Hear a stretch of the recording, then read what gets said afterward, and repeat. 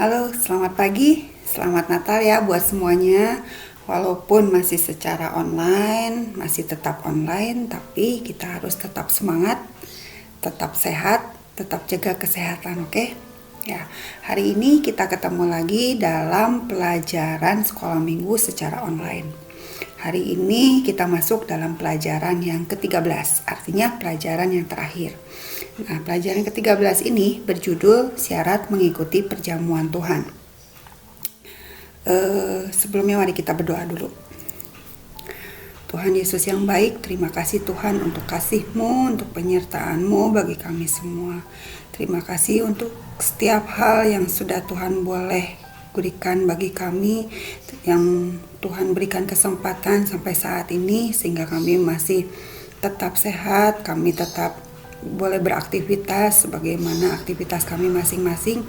Tuhan, jika sebentar kami akan belajar sedikit firman-Mu, biarlah Tuhan yang menolong kami, Tuhan yang menyertai kami. Biarlah apa yang kami bicarakan hari ini boleh berkenan, boleh menjadi berkat untuk kami sendiri maupun bagi orang lain yang mendengarkan online ini Tuhan. Tuhan, biarlah kami mau serahkan 1 jam ke depan ke dalam tangan-Mu. Biarlah Engkau yang campur tangan melalui acara ini. Dalam nama Tuhan Yesus kami mau serahkan. Amin. Ya, hari ini kita masuk dalam pelajaran yang ke-13, yaitu dalam buku pemuda yang berjudul Syarat Mengikuti Perjamuan Tuhan. Nah, ayat bacaannya diambil dari Kisah Para Rasul 2 ayat 41 sampai 47. Itu di buku pemuda, sama ya dengan buku remaja ya. Judulnya pun sama gitu ya. Sebelum mari kita buka dulu Kisah Para Rasul 2 ayat 41 sampai 47. Kisah Para Rasul 2 ayat 41 sampai 47. Nah, yang berjudul Cara Hidup Jemaat yang Pertama. Orang yang menerima perkataannya itu memberi diri dibaptis, dan pada hari itu jumlah mereka bertambah kira-kira 3.000 jiwa. Mereka bertekun dalam pengajaran rasul-rasul dan dalam persekutuan dan mereka selalu berkumpul untuk memecahkan roti dan berdoa. Maka ketakutanlah mereka semua, sedang rasul-rasul itu mengadakan banyak mujizat dan tanda. Dan semua orang yang telah menjadi percaya tetap bersatu dan segala kepunyaan mereka adalah kepunyaan bersama. Dan selalu ada dari mereka yang menjual harta miliknya lalu membagi-bagikannya kepada semua orang sesuai dengan keperluan masing-masing. Dengan bertekun dan dengan sehati mereka berkumpul tiap-tiap hari dalam bait Allah. Mereka memecahkan roti di rumah masing-masing secara bergilir dan makan bersama-sama dengan gembira dan dengan tulus hati, sambil memuji Allah, dan mereka disukai semua orang. Dan tiap-tiap hari Tuhan menambah jumlah mereka dengan orang yang diselamatkan. Kalau kita baca perikop ini ya, yang berjudul Cara Hidup Jemaat yang Pertama. Kalau kita tadi baca, sungguh luar biasa gitu bagaimana mereka jemaat mula-mula ini hidup gitu ya. Mulai dari beri diri baptis, jumlah yang setiap hari terus bertambah, ada saling makan, saling berbagi gitu ya. Mereka selalu berkumpul bersama, memecahkan roti dan berdoa gitu ya. Kita melihat satu cara hidup jemaat yang sempurna gitu ya. Nah, bagaimana dengan kehidupan jemaat pada saat ini gitu ya. Nah, hari ini kita akan mempelajari sedikit mengenai perikop ini. Nah, perikop ini berjudul Cara Hidup Jemaat yang Pertama. Nah, cara hidup jemaat yang pertama ini muncul setelah Roh Kudus turun atas 120 orang jemaat mula-mula. Nah, mereka dijamah oleh Roh Kudus sehingga mereka bisa berbagai bahasa asing yang tidak pernah mereka pelajari sebelumnya. Ini bisa kalian baca dalam Kisah Para Rasul yang pasal kedua. di mana ada hari Pentakosta ya.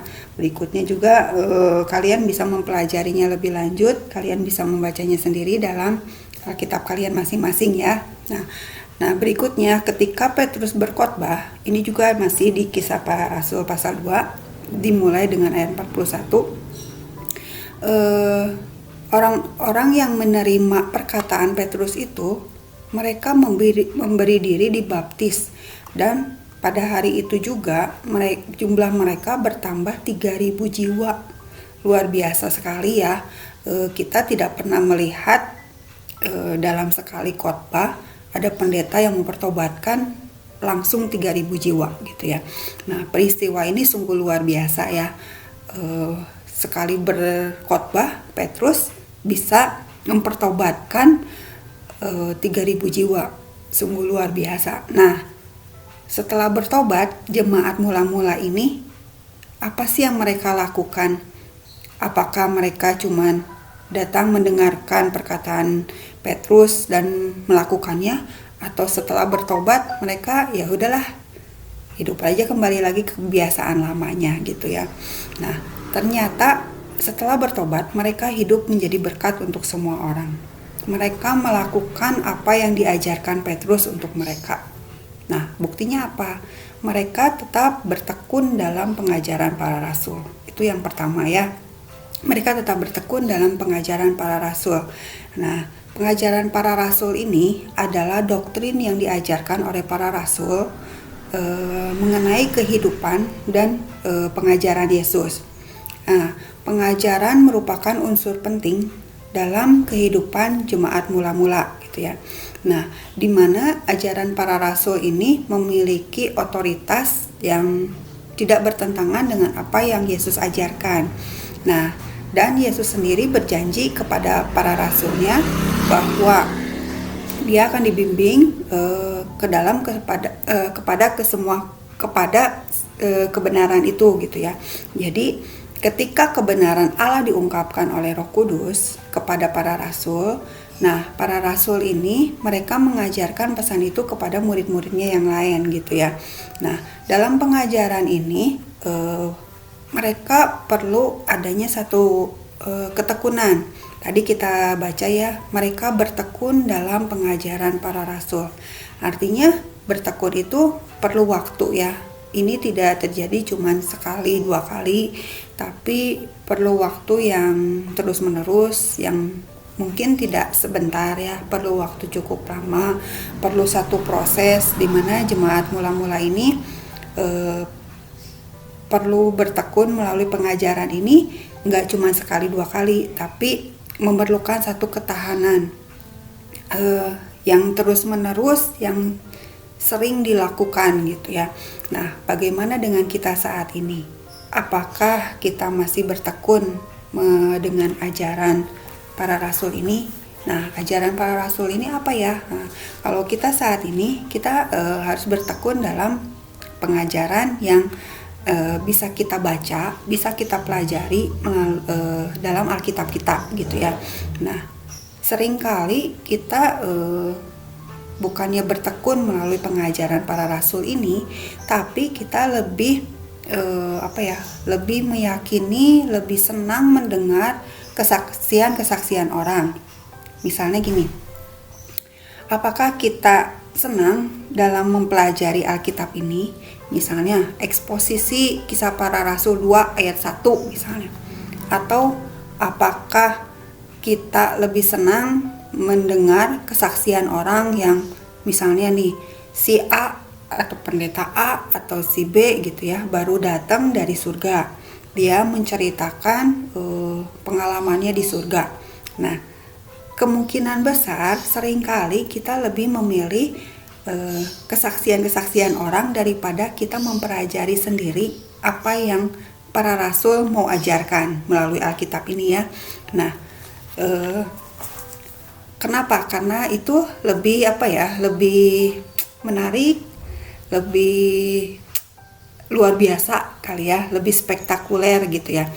Nah, kita diingatkan kembali melalui jemaat mula-mula ini. Ayo kita kembali bertekun dalam pengajaran para rasul. Yuk kita mulai kembali membaca, mempelajari Alkitab yang sudah Tuhan tetapkan untuk kita pelajari sebagai satu-satunya pedoman. Jangan kita cuma senang mendengar kesaksian-kesaksian yang luar biasa ya, karena kita sendiri tidak pernah tahu apakah memang itu benar-benar terjadi atau kesaksian mereka sendiri yang membuat mereka biar terlihat wah atau gimana gitu ya. Nah itu yang pertama, tapi ya sudahlah, itu gak usah kita pikirkan. Yang penting bagaimana kita bertekun, bagaimana kita bertahan dengan waktu yang terus menerus dengan pengajaran rasul-rasul ini. Itu yang pertama ya, yang bisa kita lihat, yang bisa kita contoh. Padahal yang kita tahu jemaat mula-mula ini luar biasa ya. Mereka setelah menerima mujizat yang sungguh begitu besar, banyak sekali mujizat yang dilakukan, tapi mereka tetap bertekun melalui pengajaran para rasul. Nah, selain bertekun dalam pengajaran para rasul, mereka melakukan persekutuan. Persekutuan yang dimaksud di sini bukan hanya berkumpul, berbicara, bersosialisasi, ya. Artinya ya kita datang ke gereja misalnya, nyanyi di gereja, berdoa di gereja, jamnya sama, tapi doa kita beda-beda gitu ya.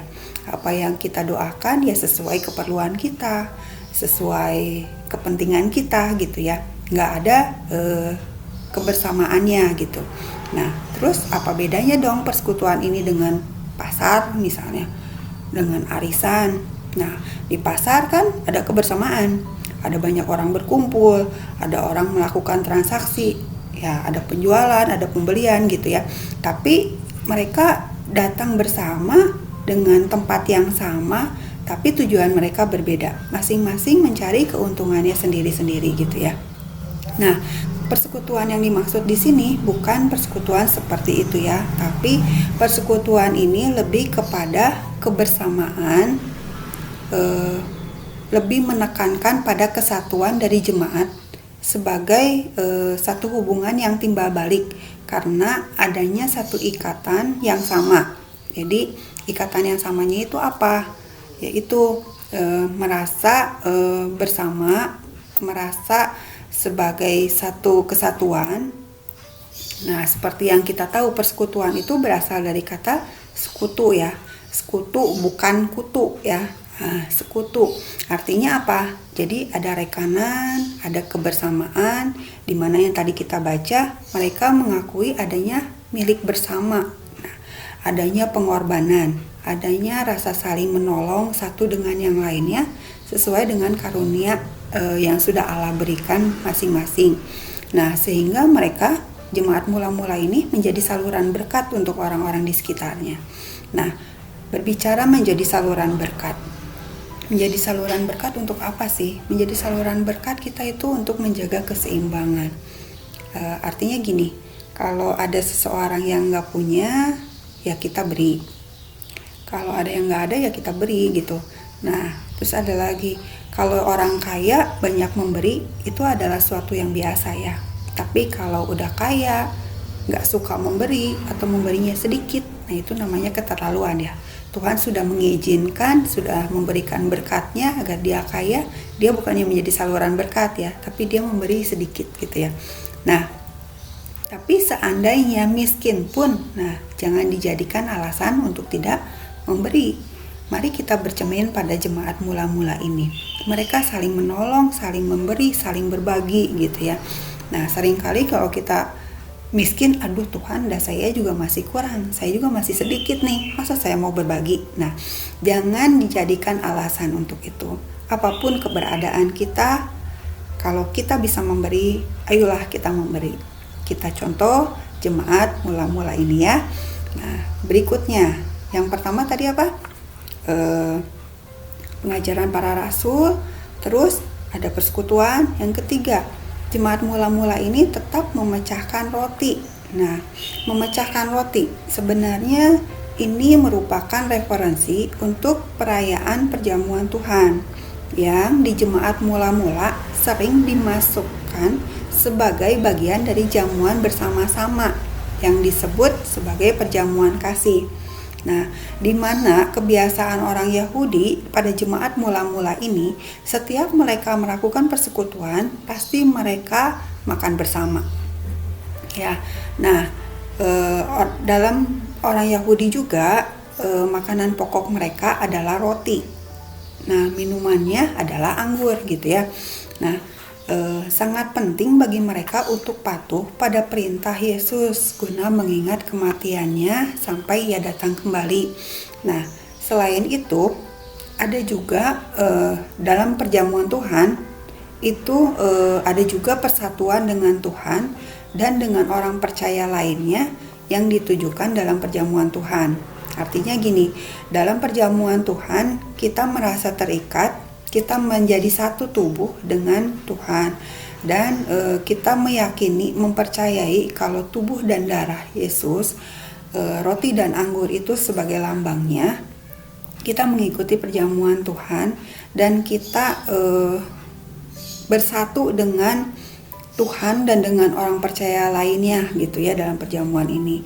Nah, itu bisa kalian baca dalam 1 Korintus 10 ayat 16 sampai 17. Itu sudah kita pelajari dari sebelum-sebelumnya gitu ya. Nah, yang berikutnya yang keempat. Setelah tadi ada pengajaran para rasul, berkumpul bersama, persekutuan, terus ada memecahkan roti, makan bersama. Nah, yang keempat ini adalah doa. Doa yang dimaksud di sini mencangkup doa individu dan doa bersama dari berbagai jenis. Artinya gini, ada ucapan syukur, ada pujian, ada pengakuan, dan ada doa syafaat dari setiap jemaat mula-mula ini ya. Nah, jemaat mula-mula memahami betapa pentingnya untuk datang di hadapan Tuhan dalam doa. Untuk apa ya? Untuk mencari pimpinan dan berkat Tuhan untuk mereka ya. Jadi mereka itu merasa, mereka itu paham benar begitu pentingnya datang ke hadapan Tuhan melalui doa. Ya, Yesus telah naik ke surga dan mereka tidak melihatnya lagi. Mereka tidak dapat menyentuhnya atau berbicara dengannya secara tatap muka. Tapi mereka dapat berbicara kepadanya melalui doa. Nah, jemaat mula-mula ini mereka berkomitmen untuk berdoa bersama dengan pengajaran para rasul, persekutuan, dan dalam pemecahan roti. Itu isi perikop dari Kisah Para Rasul 2 ayat 41 sampai 47 tadi ya. Nah, kita masuk dalam perjamuan Tuhan. Perjamuan Tuhan ini sudah kita pelajari dalam pelajaran yang ke-10. Di pelajaran 10 berisi bagaimana larangan bagi peserta perjamuan Tuhan. Nah, berikutnya kita nyambung lagi di pelajaran yang ke-11, bagaimana sikap yang benar peserta perjamuan Tuhan. Nah, di pelajaran ke-13 ini kita melihat ada syarat mengikuti perjamuan Tuhan. Nah, setiap gereja di seluruh dunia pasti mempraktekkan perjamuan Tuhan. Kenapa? Karena perjamuan Tuhan adalah hal yang sangat penting. Nah, perjamuan Tuhan diperuntukkan untuk orang yang sudah percaya dan bertobat kepada Yesus, dan kepercayaannya dibuktikan melalui baptisan. Ya, jadi perjamuan Tuhan ini sangat penting. Perjamuan Tuhan itu diperuntukkan untuk orang yang sudah percaya dan yang bertobat kepada Yesus, dan kepercayaannya ini dibuktikan melalui baptisan. Nah, bagaimana kita tahu apa sih ayat-ayat yang mendukung perjamuan Tuhan? Kita bisa melihatnya dalam Yohanes 6 ayat 56. Barang siapa makan dagingku dan minum darahku, ia tinggal di dalam aku dan aku di dalam dia.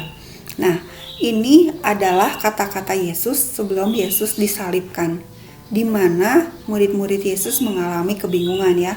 Waktu murid-murid Yesus masih bersama dengan Yesus, kok bisa ya? Gimana sih? Masa kita makan daging Tuhan? Masa kita minum darah Tuhan gitu ya? Mereka mengalami kebingungan di sini. Kalian bisa membacanya nanti dalam perikop di Yohanes 6 ini ya. Nah, Berikutnya, apalagi sih yang mendukung perjamuan Tuhan ini? Kita bisa melihatnya dalam Matius 26 ayat 26 sampai 28. Kalian catat dulu, nanti kalian bisa buka sendiri di rumah kalian masing-masing ya dengan Alkitab kalian masing-masing.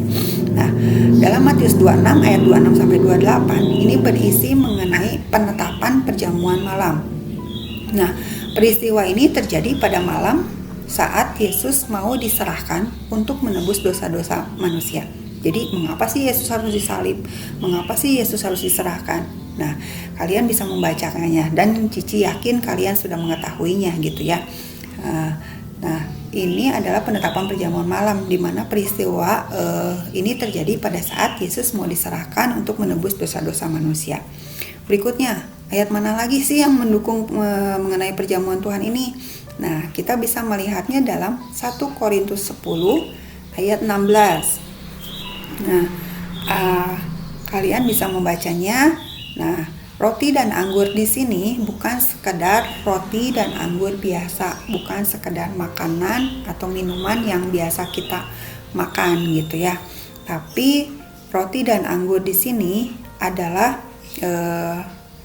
persekutuan dengan tubuh dan darah Yesus. Artinya gini, melalui makan dan minum roti ini dan minum anggur ini, kita bersekutu dengan Yesus. Nah, maksudnya kita merasa kita bersatu dengan tubuh dan darah Yesus. Itu. Nah, menariknya di sini yang menuliskan ini adalah Paulus. Yang kita tahu, yang notabene Paulus ini tidak pernah ketemu dengan Yesus secara langsung.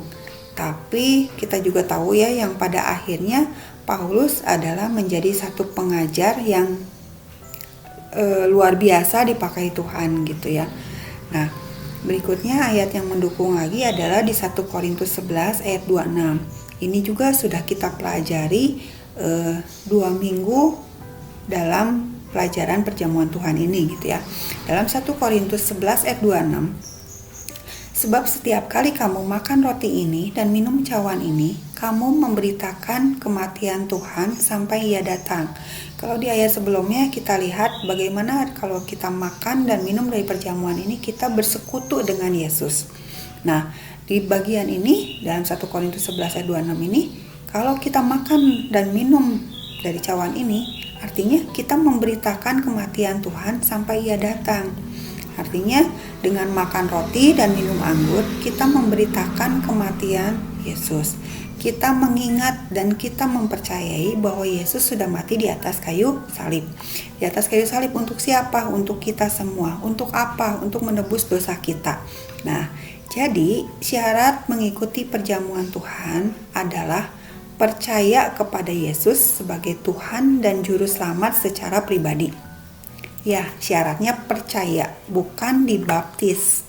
Namun, orang yang percaya pasti memberikan dirinya untuk dibaptis. Nah, kalau belum dibaptis, kita perlu mempertanyakan, apakah dia itu benar-benar percaya atau tidak? Soalnya, kalau orang yang percaya pasti memberikan dirinya untuk dibaptis gitu ya. Seperti yang lalu-lalu kita sudah belajar mengenai baptisan. Mengapa orang percaya perlu dibaptiskan ya? Nah, memang ada beberapa gereja yang mengizinkan jemaat yang belum dibaptis untuk ikut dalam perjamuan Tuhan. Nah, ya karena syaratnya ya memang percaya, bukan baptisan gitu. Namun ada beberapa gereja juga yang mewajibkan baptisan sebagai syarat dalam mengikuti perjamuan Tuhan. Nah, kenapa? Ya untuk menghindari orang-orang yang sembarangan ambil, karena memang hanya untuk orang-orang yang percaya saja yang boleh ambil bagian dalam perjamuan Tuhan ini. Nah, ini kalian bisa membacanya dalam 1 Korintus 11 ayat 27 sampai 31. Selain percaya dan dibaptis, kita tetap harus menguji diri kita sendiri. Apakah kita benar-benar percaya? Karena makan dan minum perjamuan Tuhan ini tidak boleh sembarangan. betapa bahayanya jika kita sembarangan dalam mengikuti perjamuan Tuhan. Ada hukuman yang akan diberikan kepada kita jika kita menyepelekan tubuh dan darah Yesus, atau jika kita tidak memaknai makna dari perjamuan Tuhan itu sendiri, gitu ya. Jadi kesimpulannya, baptisan adalah identifikasi orang Kristen dengan Kristus sebagai tanda pertobatan. Perjamuan Tuhan adalah upacara yang sangat penting dalam kehidupan bergereja, sebagai salah satu ciri khas gereja yang sangat penting untuk dilakukan. Kenapa? Karena Yesus sendiri yang memerintahkan, dan Yesus sendiri mau memerintahkan ini untuk apa? Untuk mengingat kematiannya di atas kayu salib demi kita manusia, demi dosa-dosa kita manusia. Jadi perjamuan Tuhan memiliki makna yang sangat mendalam dalam kehidupan iman Kristen. Oleh karena itu, hanya orang percaya yang telah dibaptiskan dan tergabung dalam gereja lah, yang tergabung dalam jemaat lah, yang dapat mengikuti perjamuan Tuhan. Nah, itu pelajaran kita hari ini. Kalau ada yang mau ditanyakan, silahkan ditanyakan kepada gurunya masing-masing di kelas kita masing-masing. Silahkan bergabung kembali dengan kelas kita masing-masing. Sebelumnya, mari kita berdoa. Tuhan Yesus, terima kasih Tuhan untuk kasih-Mu bagi kami. Kami bersyukur Tuhan, hari ini kami diingatkan kembali akan betapa pentingnya perjamuan Tuhan dalam kehidupan kami. Terima kasih Tuhan untuk pengorbanan-Mu mati di atas kayu salib untuk menebus dosa-dosa kami. Ampuni kami Tuhan kalau kami tidak memaknai perjamuan Tuhan ini dengan sesungguhnya, dengan sesuai dengan apa yang Tuhan mau untuk kami lakukan dalam kehidupan kami Tuhan. Tuhan, biarlah kami serahkan kehidupan kami ke dalam tangan-Mu. Tolong kami terus Tuhan untuk kami boleh mengerti, boleh kami melakukan apa yang Tuhan kehendaki untuk kami lakukan dalam kehidupan kami, baik dalam kehidupan bergereja kami, baik dalam aktivitas kami setiap hari. Tuhan, biarlah kami serahkan semuanya ke dalam tangan-Mu. Dalam nama Tuhan Yesus kami berdoa dan mengucap syukur. Amin. Ya, selesai pelajaran kita hari ini. Sampai ketemu di pelajaran berikutnya. Walaupun masih secara online, tetap jaga kesehatan, tetap semangat. Tuhan Yesus memberkati.